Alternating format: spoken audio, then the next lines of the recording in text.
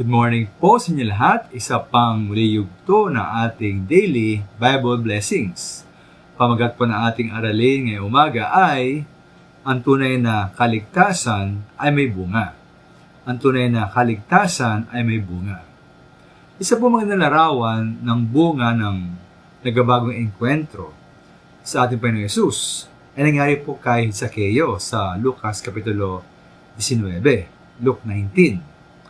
Mula po sa isang minigilang buwis o tax collector na napakayaman at kinikilalang sakim sa pera, si Zaccheo po ay namigay, kanyang pinimigay sa mga mahihirap ang kalahati ng kanyang kayamanan.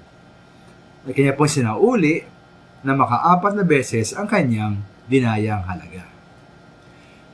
Dito ang ating mga minamahal, kahawig ng ating makikita tungkol sa nagbabagong engkwentro ay ang dalawang sambahayan na naligtas sa mga Gawa Kapitulo 16. Ayon po sa verse 14, binuksan po ng Panginoon ang isip ni Lydia na isang negosyante nagtitinda ng mamahaling telang kulay ube.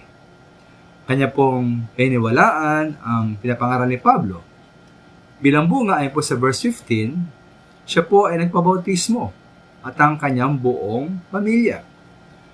At sabi niya po kay Pablo na kung tinuturing po ninyo akong tunay na lingkod ng Panginoon, doon na kayo tumuloy sa amin.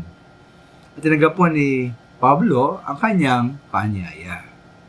Pag po nito maminaman, nangyari naman po sa isang bantay ng bilangguan na magtanong siya kina Pablo kung anong dapat niyang gawin upang siya maligtas. Sa verse 30, sagot naman po sa kanya ay sumpalataya siya sa Panginoong Yesus at maliligtas siya at ng kanyang buong sambahayan.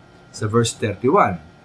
At sa verse 32 po, ang salita ng Panginoon ay pinahayag nila sa kanya at sa lahat ng nasa kanyang bahay.